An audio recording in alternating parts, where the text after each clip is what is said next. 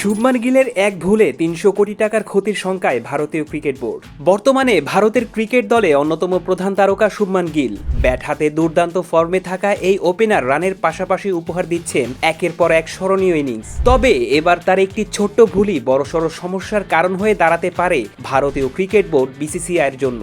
এজবাস্টনে ইংল্যান্ডের বিপক্ষে চলমান সিরিজের দ্বিতীয় টেস্টে ঘটেছে এই বিতর্কিত ঘটনা। চতুর্থ দিনে ইনিংস ডিক্লেয়ার করার পর ড্রেসিং রুম থেকে কালো রঙের ইনার পরে মাঠে থেকে সতীর্থদের দ্রুত ফিরতে বলছিলেন গিল। ঠিক এখানেই তৈরি হয় জটিলতা। যে ইনার গিল পরেছিলেন সেটিতে স্পষ্টভাবে দৃশ্যমান ছিল স্পোর্টস ব্র্যান্ড নাইকির লোগো। অথচ ভারতের জাতীয় দল পুরুষ, নারী এবং যুব সব বিভাগেরই অফিসিয়াল কিট স্পন্সর বর্তমানে অ্যাডিডাস। দুটি কোম্পানি একে অপরের সরাসরি প্রতিদ্বন্দ্বী। ফলে ম্যাচ চলাকালীন অ্যাডিডাস বহির্ভূত কোম্পানির লোগো সম্বলিত পোশাক পরে মাঠে নামা এক প্রকার নিয়ম লঙ্ঘনের শামিল।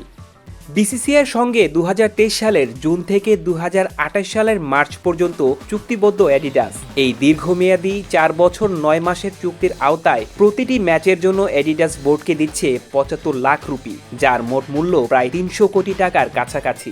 এমন পরিস্থিতিতে এই চুক্তি নিয়ে শঙ্কা তৈরি হয়েছে বোর্ডের অভ্যন্তরে। যদিও প্রাথমিকভাবে ধারণা করা হচ্ছে শুভমান গিল ইচ্ছাকৃতভাবে এমনটি করেননি। ফলে পরিস্থিতি বিবেচনায় অ্যাডিডাস হয়তো বোর্ডের সঙ্গে সমঝোতায় পৌঁছাতে পারে।